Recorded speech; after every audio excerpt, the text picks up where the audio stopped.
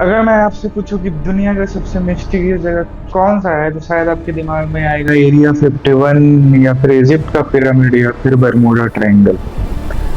लेकिन इन सबसे भी मिस्टीरियस एक जगह है जिसके बारे में हजारों कॉन्स्पिरेसी थ्योरीज है।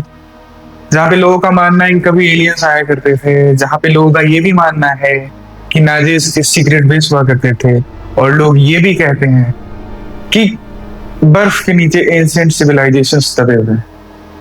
जहां दुनिया के टॉप साइंटिस्ट ने रिसर्च करा, लेकिन आज भी ये जगह मिस्ट्री से भरा हुआ है। एक ऐसा कंटिनेंट, अंटार्कटिका। जी हाँ, आज हम जानेंगे अंटार्कटिका के बारे में।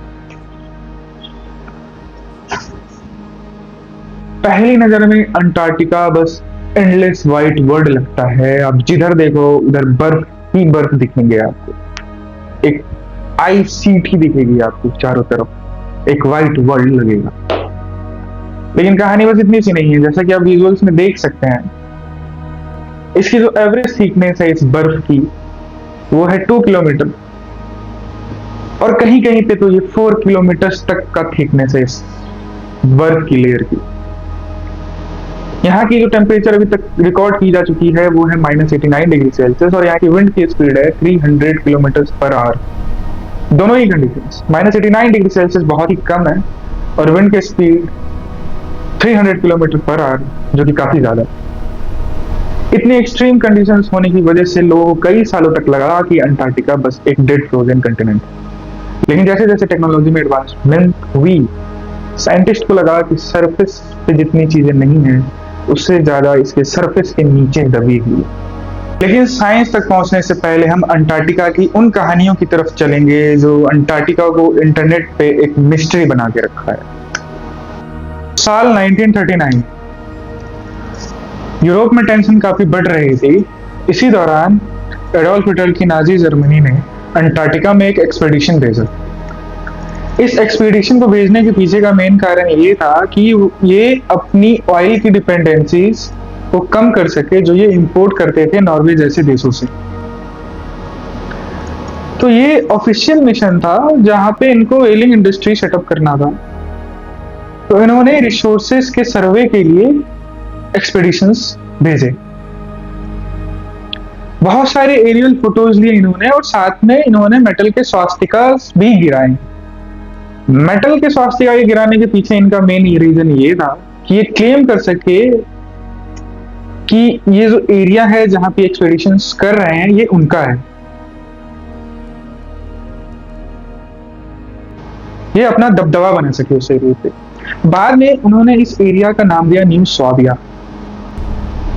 लेकिन ऐसी एक्सपेडिशंस के लिए बहुत सारी कंट्रीज और भी थे जो आ रहे थे रिसोर्सेज एक्सप्लॉइट करने के लिए, रिसोर्सेस ढूंढने के लिए। तो बाद में चल के अंटार्कटिका का एक ट्रीटी आया, ट्रीटी ऑफ अंटार्कटिका, जिसमें जो ये सारी कंट्री जो क्लेम कर रहे थे उन सबको खारिज कर दिया गया, और बस ये उस ट्रीटी में रखा गया कि बस यहाँ पे आप रिसर्च कर सकते हैं और शांतिपूर्ण तरीके से जो भी होगी वो सारी चीजें अंटार्कटिका में होगी, कोई क्लेम नहीं करेगा। तो चलिए वापस आते हैं। तो जब वर्ल्ड वॉर 2 खत्म हुई तो ये जो नाजी का जो एक्सपेडिशन का जो एरिया था इसके अराउंड बहुत सारी थ्योरीज आने लगी सामने। लोग कहने लगे कि नाजीज ने यहाँ पे एक सीक्रेट बेस बनाया। इन्होंने इस बेस का नाम दिया बेस 211।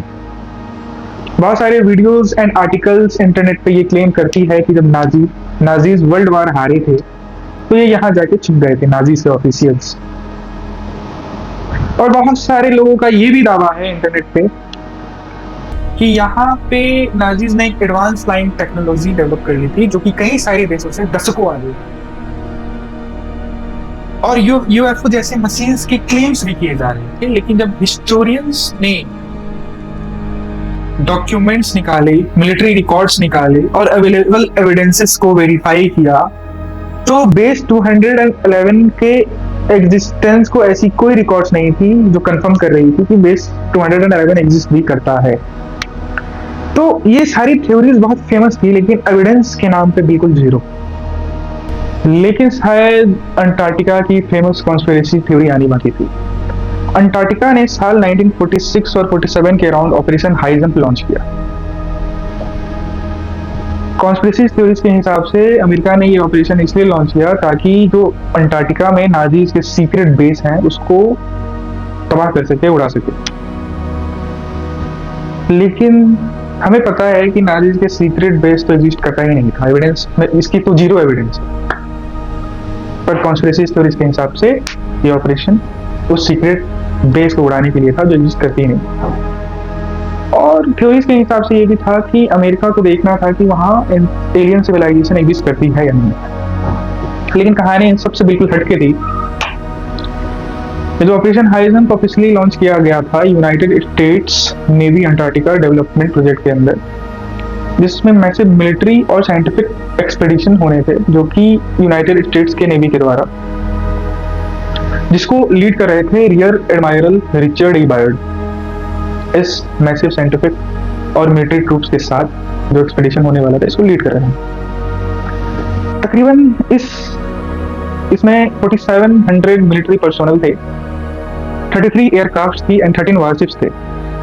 काफी ज्यादा मिलिट्री पर्सोनल थे इस ऑपरेशन में। इस ऑपरेशन का मेन एम ये था टू चेक करना performance of military personnel and military equipment under this extreme conditions. Extreme conditions में इनके परफॉर्मेंस को चेक करना एक अमेरिका का मकसद था। साथ ही साथ एरियल मैपिंग करना था अमेरिका को अंटार्कटिका की।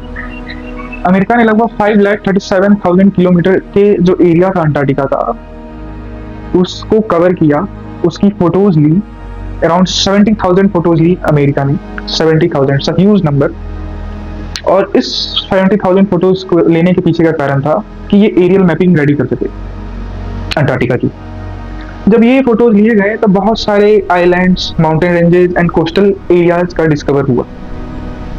लेकिन 1947 फरवरी 1947 में अमेरिका को इस ऑपरेशन को बंद करना पड़ा क्योंकि वहाँ का जो कंडीशन था और जो एटमॉस्फेयर था वो काफ़ी ख़राब होने लगा था, सर्दियाँ काफ़ी बढ़ गई थी।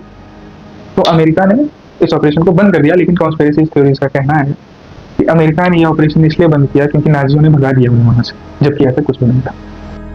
फिर आती है हॉलो अर्थ थ्योरी, एक पॉपुलर कॉन्स्पिरेसी थ्योरी है। इस थ्योरी के हिसाब से, इस कॉन्स्पिरेसी के हिसाब से ये कहा जाता है कि नॉर्थ पोल अंटार्कटिका के पास एक बड़ी ओपनिंग है जहाँ से आप धरती के अंदर जा सकते हैं। अंदर एक एंशिएंट एडवांस सिविलाइजेशन रहती है। कुछ लोग तो एलियन से भी इसे कनेक्ट करते हैं। और जो सिविलाइजेशन यहाँ रहती है उससे उसका इन्होंने नाम रखा है स्पेशली अगाथा सिविलाइजेशन रहती है। 1962 की बात है। एडमंड हैली, जिनके नाम पे हैली कॉमेट्स रखा गया है, उनका मानना था कि हो सकता है अर्थ कई लेयर्स में बनी हो तो अंदर से खोखली हो सकती है। 1962 में साइंस इतना डेवलप नहीं था, सिस्मोलॉजी नहीं आई थी तब, तो लोगों को लगता था कि हो सकता है कि अर्थ अंदर से खोखली हो। लेकिन जब साइंस डेवलप हुई तब ये पता चला कि अर्थ लेयर्स में बनी है बहुत सारी, mental, inner core, outer core, inner core. और जब अर्थक्वेक आती है तो इन वेव्स का जो होता है एक पैटर्न होता है मूव करने का, एस वेव्स और पी वेव्स। अगर अर्थ अंदर से खोखली होती तो ये वेव्स एक स्ट्रेट लाइन में ट्रैवल करते, लेकिन ये एक पैटर्न फॉलो करते हैं। तो सिस्मोलॉजी के हिसाब से साइंटिस्ट ने पता लगाया कि धरती अंदर से खोखली नहीं है। अंटार्कटिका की कॉन्स्पिरेसीज वीडियोस में दिखाया जाता है कि जो ट्रायंगुलर शेप माउंटेन्स हैं वो माउंटेन्स नहीं बल्कि पिरामिड्स हैं, जो अंटार्कटिका में किसी एंशिएंट सिविलाइजेशन ने बनवाए हैं। लेकिन जियोलॉजिस्ट के अकॉर्डिंग ये नेचुरल फॉर्म्ड माउंटेन्स हैं जिन्हें नुनाटक्स कहा जाता है। कॉन्स्पिरेसी थ्योरीज तो यहाँ तक कि इन माउंटेन्स को इजिप्ट के पिरामिड से भी कंपेयर करती हैं कि माउंटेन्स नहीं पिरामिड्स हैं। हालांकि इसका कोई ठोस एविडेंस नहीं है। ये लाखों साल से चलने वाली विंड और ग्लेशियर इरोजन की फॉर्मेशन एक नेचुरल जियोलॉजिकल फॉर्मेशन है बस। अंटार्कटिका की कॉन्स्पिरेसी थ्योरीज के पास इतने स्ट्रॉन्ग एविडेंसेस नहीं है, ऑलमोस्ट जीरो ही है। लेकिन अंटार्कटिका की साइंस इतनी क्रेजी है कि इसे किसी भी एविडेंस का जरूरत नहीं है। बहुत ज्यादा क्रेजी है अंटार्कटिका के पीछे, behind the story, the science behind Antarctica is really very crazy. उस साइंस के बारे में हम जानेंगे कि अंटार्कटिका के पीछे की साइंस क्या है।